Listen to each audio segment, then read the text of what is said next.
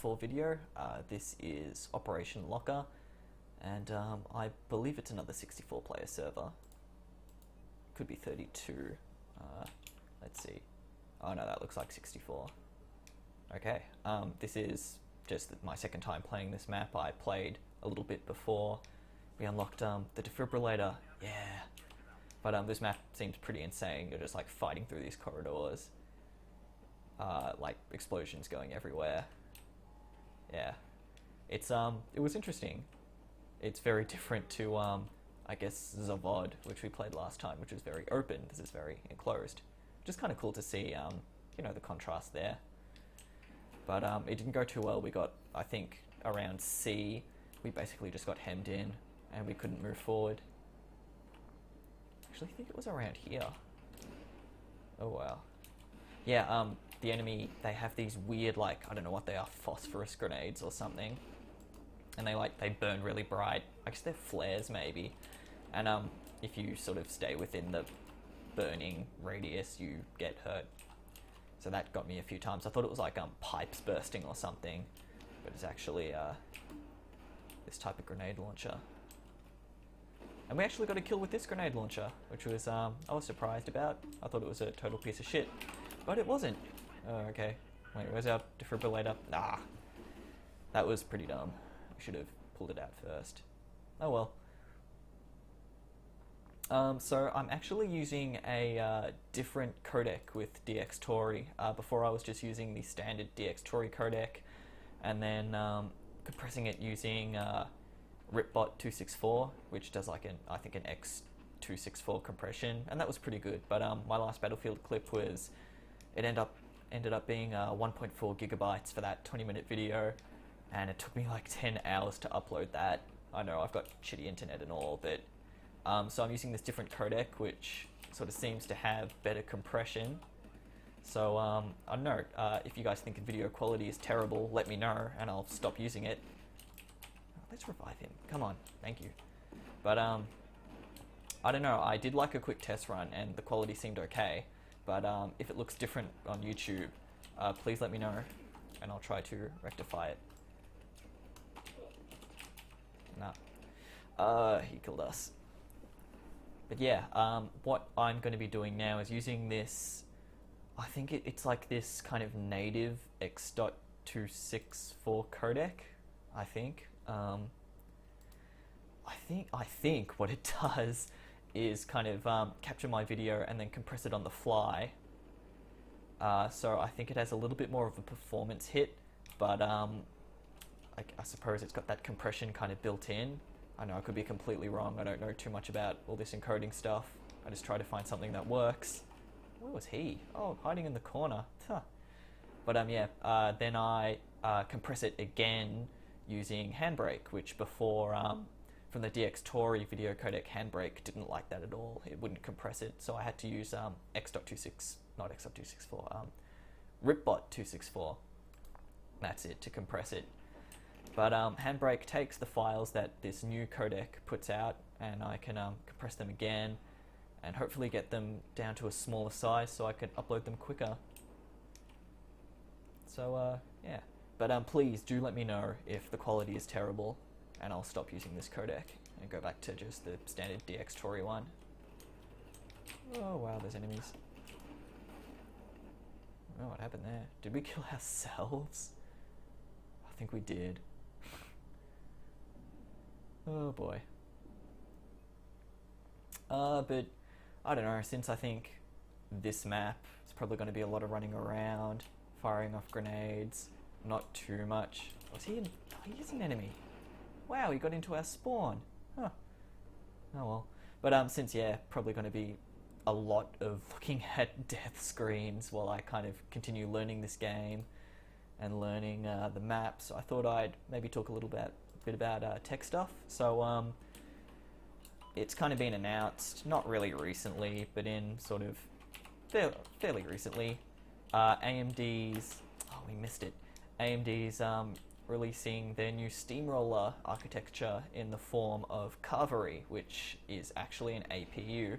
Now, a lot of the enthusiasts are kind of freaking out, sort of me, more or less included, that AMD have abandoned their kind of high-end FX CPU line for these, you know, puny little APUs. There hasn't really been any sort of concrete evidence that AMD are going to abandon FX. But things kind of point to that they're definitely going to be focusing more on their APUs rather than their sort of big 8-core FX 8350s and the like. So we most likely won't see Steamroller in an FX format. Oh, we killed him. See? This grenade launcher can do good.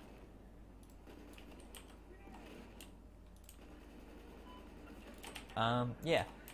But one of the things AMD is really pushing is sort of a lot of software initiatives, like the most notable being Mantle and HSA. And Mantle is specifically gaming related, and what it basically aims to do is provide a low-level API to work with only AMD graphics cards, not NVIDIA cards. And it basically it's similar to what's used on consoles. Like, if you've ever wondered why the consoles, which are kind of fairly low spec, are able to play games like Battlefield, I mean, not on these sort of settings, but fairly high settings and at smooth kind of frame rates, the reason is that they have direct-to-the-metal API coding. So basically, because all consoles are the same, like all Xboxes are the same and all PS3s are the same, so developers are able to code specifically for that platform and get much better performance, whereas, you know, PCs, you know, is different. Each one is very, very different from the last, so there's no way to really code for all of them effectively.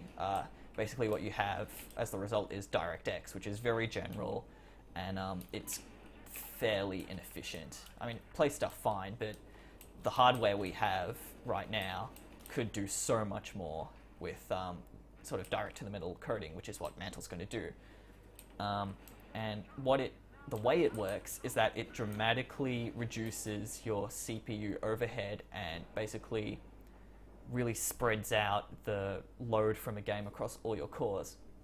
So it, in effect, completely removes, or aims to completely remove, your CPU bottleneck.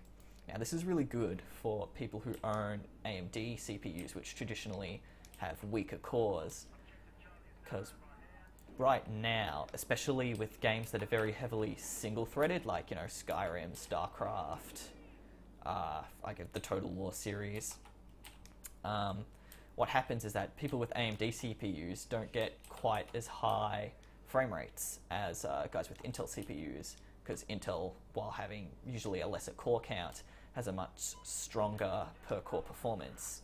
I think IPC is the name for it. So with Mantle, basically, people with AMD CPUs will get a really nice performance boost, because not only will it remove the disadvantage of having a weaker core, but it'll multi-thread your games that support it really, really well across all of your cores. So basically, the end result will be an AMD 8-core will be as good, if not better, probably better actually, than something like an i5, which I'm running here, which is only 4 cores. Now, Intel CPUs will still benefit from Mantle, as it'll just completely remove that CPU bottleneck, but with AMD CPUs there was a much higher bottleneck than the Intel ones. So guys with AMD CPUs will see a much higher gain than people with Intel CPUs, who might only gain, you know, a little bit in terms of frame rate. Can we revive him? Yes. We got to him. I think he got killed though. Bit fruitless. But an HSA, I won't go into it too much because I don't fully understand it, but it's basically a thing to do with APUs where, well, an APU, or, you know, yeah, that's what they're called, APUs. They consist of a sort of like a traditional CPU with an integrated GPU. And Intel's been doing this for a while, though you may not know it. Like, all of their consumer series stuff, like their i3s, their i5s, and their i7s, not counting sort of the extreme platform like LGA 2011, they all actually have integrated GPUs. They're not very good, but they are there. Like most laptops will run, especially kind of ultrabooks and stuff designed purely for sort of work and basic tasks, they'll run the display and any sort of graphics related tasks purely off that iGPU. So it's kind of fine for that, but it sucks at gaming. So what HSA aims to do is to allow the CPU and the iGPU to work together really, really well, because right now they don't really work together. It's not that they sort of hold each other down, it's just that there's not much communication. I think the way to say it is that the iGPU is a slave to the CPU, so it basically has to wait for the CPU before it can do anything. But you know, with HSA they can communicate together and basically improve a lot of processing performance. So hopefully AMD, like with their APUs, which are they're fairly small, they're like sort of 2-module, 4th core parts, more or less, or at least everything we've seen has been like that.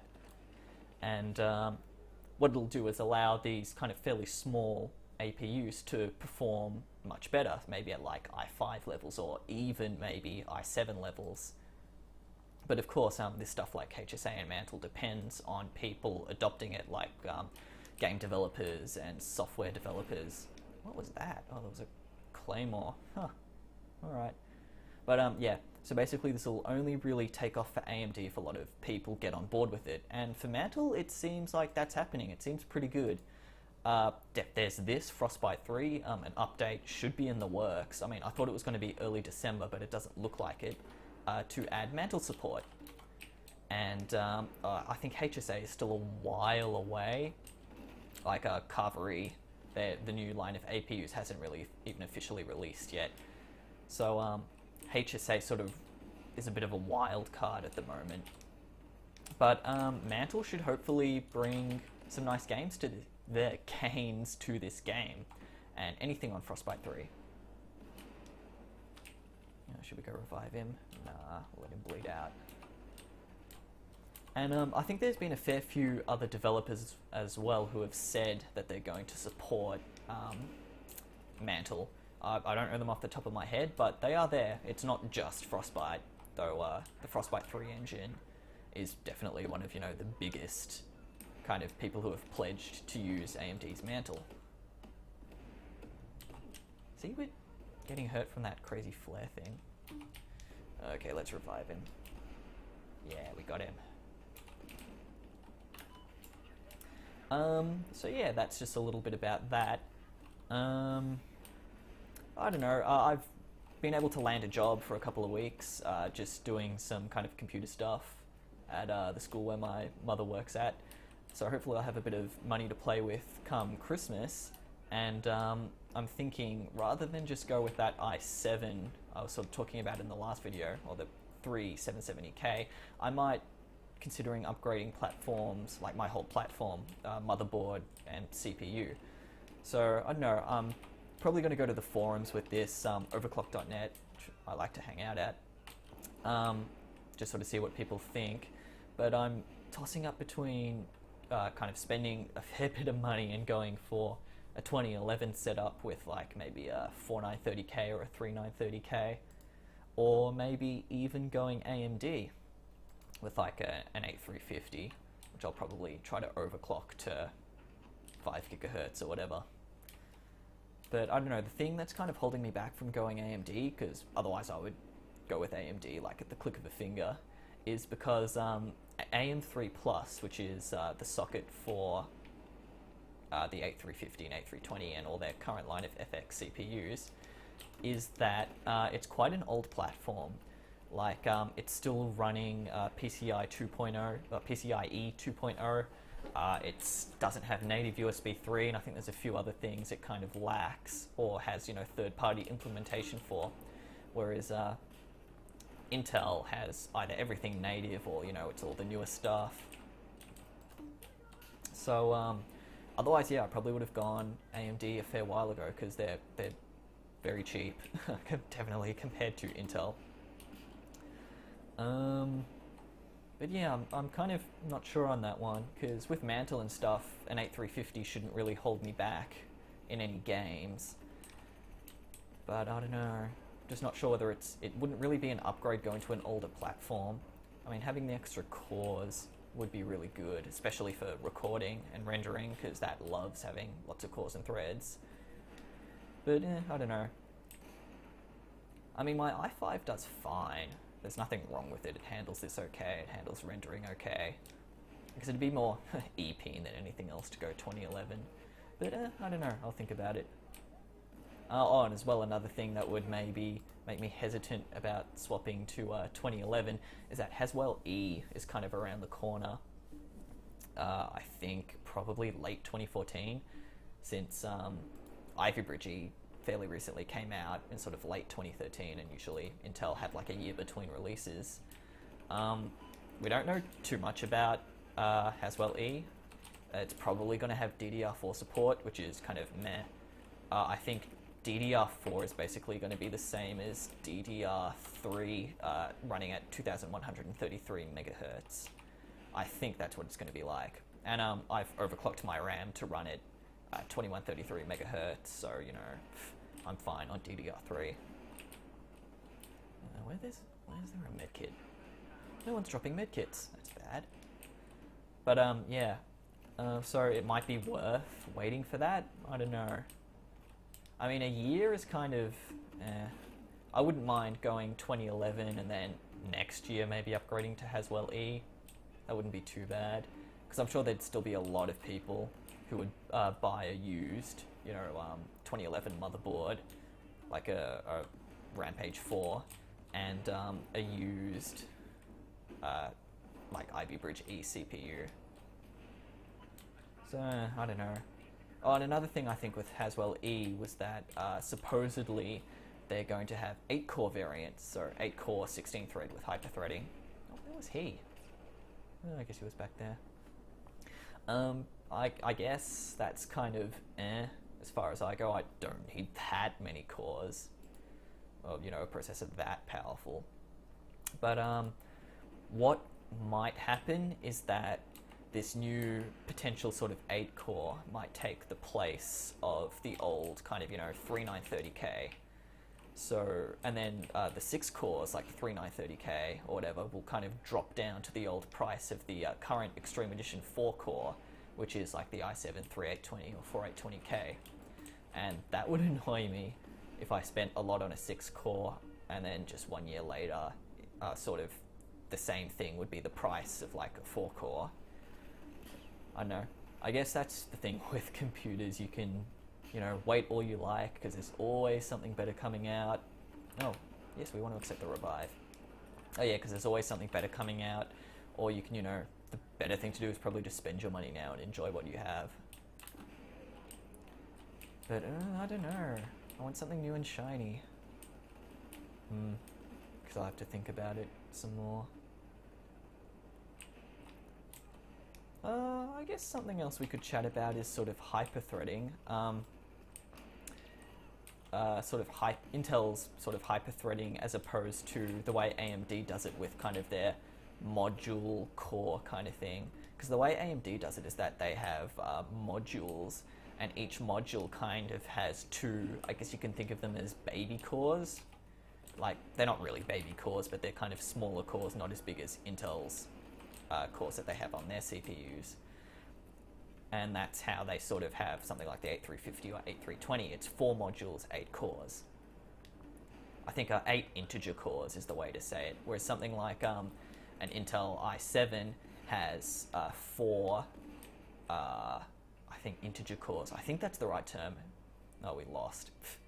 And then an extra 4 logical cores with hyperthreading for 8, but hyperthreading doesn't scale as well as AMD's thing. So like an i7 performs kind of like a 5 or a 6 core, whereas the AMD 8350 has much better multi-threaded scaling. But yeah, thank you for watching. I guess that was this map, I've forgotten the name. Yeah, I'll try and have this up. Don't forget to like, leave a comment and subscribe, and I'll see you guys around.